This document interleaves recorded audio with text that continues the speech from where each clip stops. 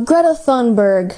My arch nemesis and fellow squarehead. You know, despite the political disparities, I like what you do. Fostering panic, making people anxious, inching all of us closer and closer to a Franz Ferdinand assassination-style event to kick off the next major war. I'd like you better if you didn't bitch out and start crying in the middle of your speeches, but that's besides the point. I admire you for being a child and rhetorically outdoing professional politicians on divisive issues. It really shows how it only takes one strongly opinionated shithead to completely destabilize democracy, and I like that. You have a lot of balls for a Swede.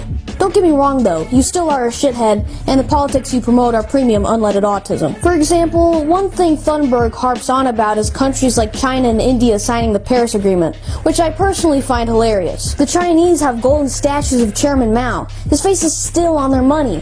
What in the world makes you think they care about this planet in the slightest? I'm gonna let you in on a little secret, Greta. You'll put a camel through the eye of a needle before you make a Chinaman go against his interests. As for Indians, there's a joke somewhere here about gas emission that I can't be bothered to make. Just know that one time a guy tried paying people to use the bathroom and he got beaten to death. That's just about all you need to know. And even if, by some miracle, you manage to complete the Sisyphean task of wrangling billions of Pajits and Orientals into giving an iota of a fisherman's fuck about this world, it wouldn't do you any favors. All it would do is massively constipate every country's economy, especially third world ones who can't afford sanitation, let alone fucking solar panels.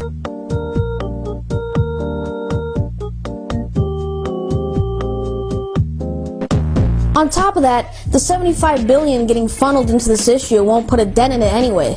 The Earth has been warming for the past 420,000 years without any human inventions farting out carbon. Turns out there's no amount of policy writing and protesting that can reverse nature.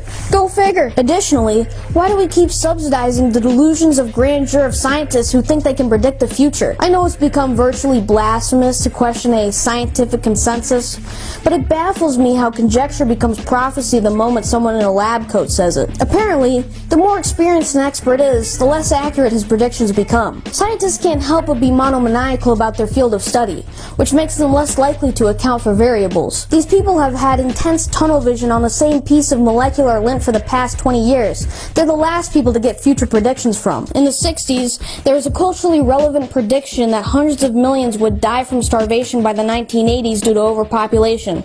And guess what? Didn't fucking happen. People have been proclaiming our demise is just 10 years away for the past 100. You might as well be reading schizo posts on X. On the other hand, this whole talk of incoming climate catastrophe is a mighty convenient cover-up for the oil peak situation coming our way, as demonstrated by the graph. Another convenient thing is how behind every Bill Nye and Al Gore, there's a dozen government officials and corporate figures with huge incentives to regulate the shit out of energy. That's because science is an especially effective tool for raping the populace's pockets. Just present the layman with some graphs and you can convince him that it's necessary to give up his earnings to save us all from apocalypse. That's why governments love guiding the scientific autism towards envisioning the Chrono Trigger bad end screen globally. With people in fear and the alternatives regulated out of existence, the few energy sources left get an eternal carte blanche for incompetence because there are no other options. Stunts like these are pulled all the time. In fact, every one of 73 UN prediction models way overshot future atmospheric warming. This also serves to quench the secular boner for a carbon tax. And heed my words, soon enough you're gonna need a fucking breathing license. But of course, all this legal empowerment is just to stop capitalist swine from ruining the environment. The genius of the climate change crisis is that it's worldwide, meaning globalized policy making, also known as placing your tender little butt cheeks on a platter before UN politicians who now get to decide if you, a resident of Alabama, are allowed to use straws. One thing I find particularly interesting is that models that predict less extreme climate change get completely swept under the rug, which bodes very well with Greta's message. Adults keep saying, we owe it to the young people to give them hope. But I don't want your hope. I don't want you to be hopeful.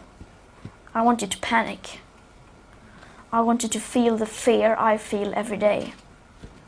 And then I want you to act. Were that about an actual issue, I'd get the message. There's no diversionary tactic more insidious than the Western illusion of safety. If I had the opportunity to speak to a room full of paid-off Power Rangers putties, I'd probably say something along those lines. But the underlying narrative here is just making a buck off of the doomer message, which I don't support. There's no upside to doom parroting when the issue you're tackling is ozone galactus swallowing the Earth whole. What pisses me off even more is that people like Thunberg and Cortez get framed as radicals just because the solutions they propose are episodes of Bugs Bunny. Being a moron doesn't make you radical, especially when the people who back you up are worth millions. If climate change was as threatening as it's made out to be, the last thing you should do is reaffirm the politicians who are standing in the way of fixing it by getting all weepy and begging on your knees for policy changes. School strikes are for the fucking birds. If you really want some change, get yourself an assault rifle and